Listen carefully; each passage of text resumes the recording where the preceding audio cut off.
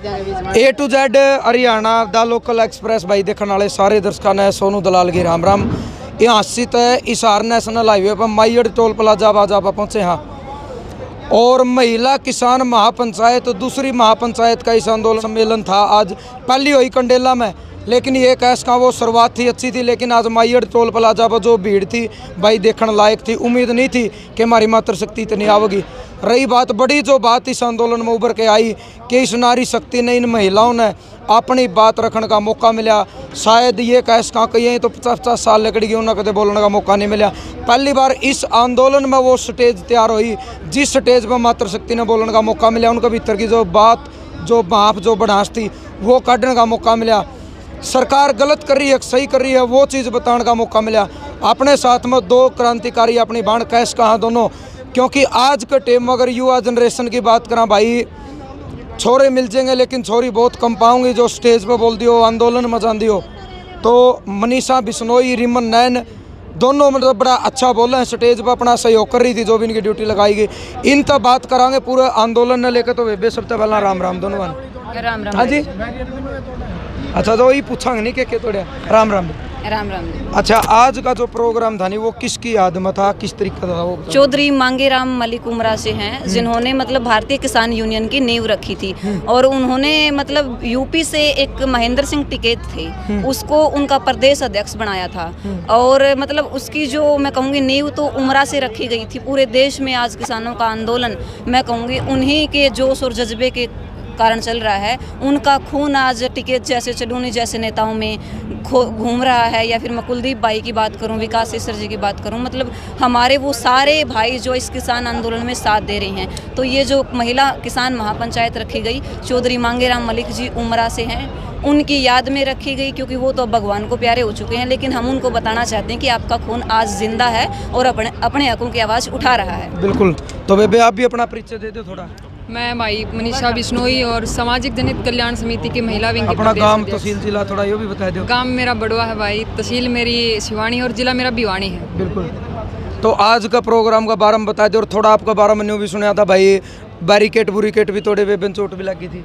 वो तो भाई उस दिन सिचुएशन ही ऐसी आ गई थी कि बैरिकेड तोड़ने की बात थी वो बैरिकेड जब दुष्यंत हिसार में आया था। अच्छा अच्छा। उस दिन प्रशासन ने इतनी जगह बैरिकेड लगा दिए थे। अगर उनने जो अपनी ड्यूटी करनी थी एक जगह पर रह के कर लेंगे, हम भी अपना आराम से चलने लग रहे थे, पर उनने तो हमारे जगह जगह में बैरिकेड लगा दिए। फिर कोई लाजे कौन था, बैरिकेड तोड़ने पड़े हमने।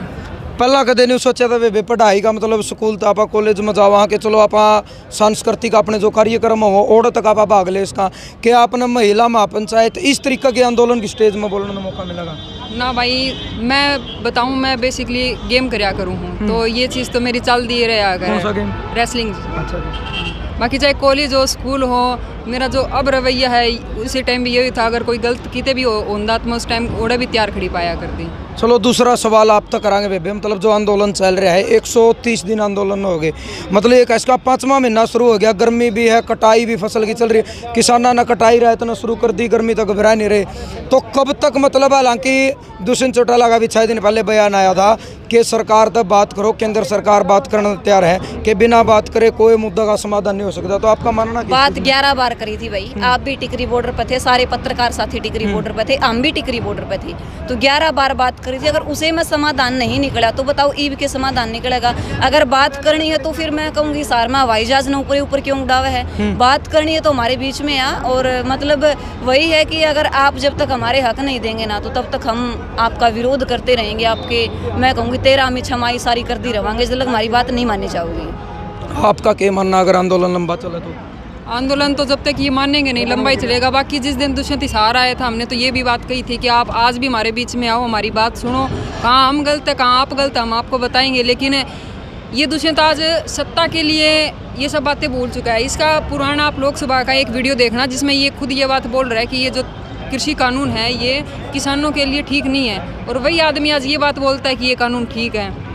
चलो एक सवाल और आप तो पूछूंगा। आप भी नारी शक्ति माओ 1 सोनाली फोगाट जो इशार हैं, मतलब कुछ इस तरीके के बयान आए। मैंने कल भी यह बात कही थी, मैं अपना मुंह तो वो शब्द नहीं कह सकता, सबने सुन रखे हैं। एक नारी शक्ति होने के बावजूद एक किसान की बेटी और किसान घर में बहू बताने वाली एक महिला मतलब वो टिप्पणी कर रही है कि पंजाब वाले हरियाणा में क्यों आए और ये तो खट्टर बेचारा शरीफ है अगर चौटाला होंदा तो देख लेंदा, मैं सीएम की कुर्सी पर होंदी तो मैं बता देंदी। उसकी बात बताऊं भाई, सीधी सी बात है, वो तो सौदा ही किमी को नहीं भाई। उसकी तो पहला इमेज कौन थी हरियाणा में, अरे बची कुछ थोड़ी बहुत थी, वही गिर गई, कुछ नहीं है। उसकी बातों पे तो ध्यान ही नहीं देना चाहिए। के गवा थी कि दुष्यंत का के उखाड़ लिया, जे उखाड़ा ना था तो सीधा जिस रास्ते पे उसने आना था उसी पे अंदर, वो क्यों चोर रास्ते पे पीछे को के बाजा। फिर हमने उसका घर भी घेराव कर लिया था, उसमें इतनी हिम्मत होती तो आपका घर तो आंदा, हमने तो उसका घर भी नहीं बढ़न दिया उससे भाई।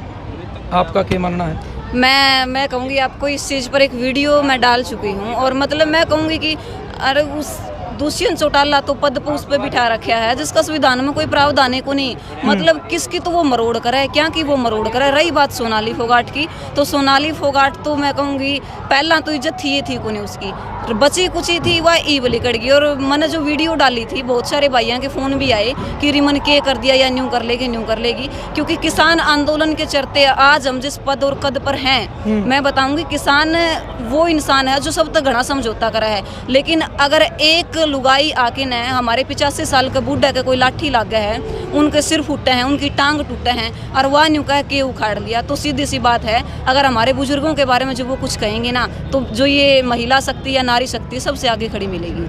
और जो आपकी उम्र के न्यू कैश का घर बैठी है या मतलब स्कूल कॉलेज में तो मोस्टली फ्री हैं, उनके लिए कोई मैसेज इस आंदोलन के लिए? मैसेज बस यू है कि जिस सरकारी नौकरी की आज तैयारी करो को नहीं, आने वाले टाइम में मोदी खट्टर दुष्यंत छोड़दा को नहीं। जो सरकारी नौकरी पानी है तो आज सड़कों पर आके बैठ जो, किसान आंदोलन में साथ दो, टिकरी बॉर्डर पर जाके बैठ जाओ, चाहे दिल्ली का कोई भी बॉर्डर उस पर जाके बैठ जाओ, टोल नाक्या पर जाके बैठ जाओ, किसी धरना पर जाके बैठ जाओ, आवाज़ बढ़ो। हमारे बुजुर्ग तो हमें आशीर्वाद दे सकते हैं, लेकिन आवाज़ हमें उठानी पड़ेगी, और ये हमारा इतिहास रहा है। आप मान के चलिए किसी भी इंसान को देखेंगे, पीछे हमारे शहीदों में देख लीजिए भाई, शहादत मैं बताऊँ 30 या 20 से लेके 30 तक की उम्र के हुए हैं, फांसी टूटे हैं, हमारे देश के लिए कुछ कराया तो उन नौजवानों ने कराया है। तो आपकी ज़रूरत आज इस देश ने है, फसल और नस्ल बचाने की यह लड़ाई है, आगे बढ़ो और जो भविष्य की लड़ाई है वो लड़ो, ताकि आने वाली पीढ़ी आपने न्यू ना कहे कि बाबू तूने क्या कराया।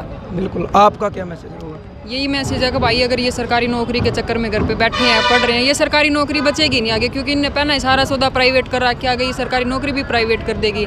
ठीक है, बखत समझ जाओगे तो उन खातर भी फायदा है, बाकी हम तो अपने लागे रहे हैं। चलो आपका दोनों का धन्यवाद। धन्यवाद। तो भाई बात आपा न कर ली, दोनों बना था बात आपा न करी, ये कैश का चलो इस आंदोलन का सबसे बड़ा बदलाव है। शायद जिंदगी में पहली बार ऐसा मौका मिला कि जड़ा नारी शक्ति मैंने पहले बता था, अपनी आवाज़ अपनी भीतर की बात रखने का इन्ना मौका मिला।